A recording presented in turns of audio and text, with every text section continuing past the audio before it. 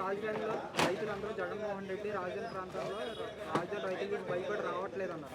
మరి అదే రైతులు ఇప్పుడు కొంతమంది రైతులు జగన్మోహన్ రెడ్డి గారిని ఎందుకు కలిసారు? జగన్మోహన్ రెడ్డి గారిని కలిసినందుకు ఇక్కడ మీ విధానమైన లోపం ఉండటం వల్లనే కదా మనం వెళ్ళి మేము రైతులందరం వెళ్ళి జగన్మోహన్ రెడ్డి గారిని వెళ్ళి మాకు భరోసా ఇవ్వమని చెప్పేసి అడిగాము. మీరు సరైన విధానం కల్పిస్తే ఇక్కడ నోటిఫికేషన్లో పాడి తలకాయ నొప్పి లేకుండా జగన్మోహన్ రెడ్డి గారు వచ్చిన టైంలో ఏం లేవే, మామూలుగా ఉన్నాం. ఈరోజు మీరు చేసే సేకరణ వల్ల ఉన్న రైతులందరినీ భయభ్రాంతులు చేశారు కాబట్టి ఆయన కోసం ఒక భరోసా కోసం వెళ్ళాల్సి వచ్చింది. ప్రభుత్వం నుంచి మీ రైతులందరూ ఏం కోరుకుంటారు? ప్రభుత్వం నుంచి ఇప్పుడున్న ప్రస్తుత పరిస్థితుల్లో ఉన్న సమస్యల్లో నోటిఫికేషన్ సమస్య, భూసేకరణ సమస్య.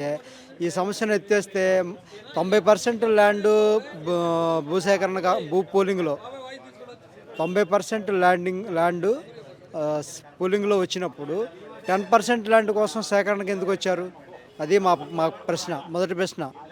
గతంలో ఇదే ఉండవల్ల పవన్ కళ్యాణ్ గారు రైతులకు మద్దతుగా వచ్చి ఇదే నా ఆఖరి ముద్ద అని చెప్పి అన్నారు. తర్వాత ఇప్పుడు ఈ రోజు పవన్ కళ్యాణ్ గారు ఏం మాట్లాడుతున్నారు మీ రైతుల పక్షాన? ఈరోజు అసలు రైతుల పక్షాన ఆయన లేనే లేరు.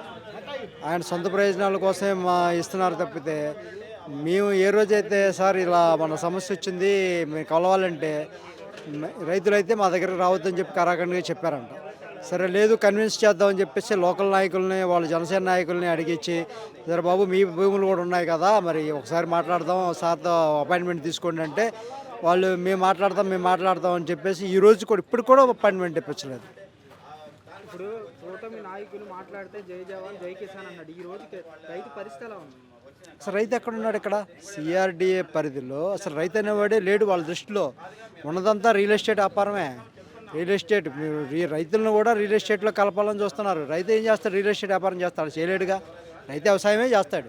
అందుకని దాని వ్యవసాయ భూమిని వదిలిపెట్టమని కోరుకుంటున్నాడు వాళ్ళు కూడా. గతంలో జగన్మోహన్ రెడ్డి రాజధాని వ్యతిరేక అన్నారు కదా, అలాంటి రాజధాని వ్యతిరేకి ఉన్న జగన్మోహన్ రెడ్డి దగ్గరికి ఎందుకు వెళ్ళారు? ఆయన న్యాయం చేస్తాడు అనుకుని వెళ్ళారా లేదా? న్యాయం చేస్తాడనేక ఇప్పుడు ఆంధ్రప్రదేశ్ రాజకీయాల్లో ఒక సీఎం స్థాయి వ్యక్తి, సీఎంగా చేసి ఎక్స్ సీఎం ఆయనకున్న జ్ఞానము అని, లేకపోతే ఇంకోటి కానీ, లేకపోతే ఆయన దగ్గరికి వెళ్ళినప్పుడు అడిగినప్పుడు రైతుల సమస్య ఆయనకు ముందే ఫస్ట్ నుంచి చెప్తున్నారు. ఆయన పోలింగ్ వచ్చినప్పటి నుంచి కూడా చెప్తున్నారు, రైతులు ఇచ్చే వాళ్ళ దగ్గర తీసుకోండి, ఇవ్వనాలను వదిలిపెట్టండి, రైతులను ఇబ్బంది పెట్టద్దు, రైతు బాధపడితే మన రాష్ట్రానికి అది శ్రేయస్కరం కాదని చెప్పి ఆయన మొదటి నుంచి ఇదే మాట్లాడుతున్నారు. సో అందువల్లనే 5 సంవత్సరాలు కూడా ఆయన రైతుల జోలికి రాలేదు, రాజధాని జోలికి ఆయన వెళ్ళలేదు. ఇప్పుడు రాజధాని రైతులపై జగన్మోహన్ రెడ్డి పోరాటం చేస్తాడనుకుంటున్నారా? ఖచ్చితంగా మాకు ఒక న్యాయ కమిటీని ఇచ్చారు. రైతు పరిరక్షణ కమిటీని కూడా ఏర్పాటు చేశారు. న్యాయ నిపుణులను కూడా ఏర్పాటు చేశారు. వాళ్ళ ద్వారా ప్రతి గ్రామానికి ఆల్రెడీ 2 గ్రామాలు విజిట్ చేయడం జరిగింది. 3వ గ్రామంలో విజిట్ చేయడానికి వస్తుంటే నిన్న ఈ ఉదంతం జరిగింది. ఉండవల్లి గ్రామంలో ఈ ఉదంతం జరిగింది. నిజంగా ఉండవల్లిలో రైతులే దాడి చేశారంటారా?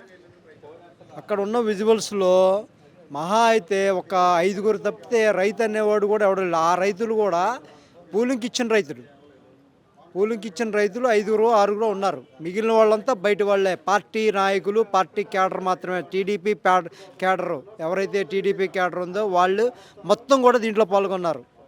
రైతులు అనేవాళ్ళు చాలా స్వల్పంగా మాత్రమే ఉన్నారు దాంట్లో.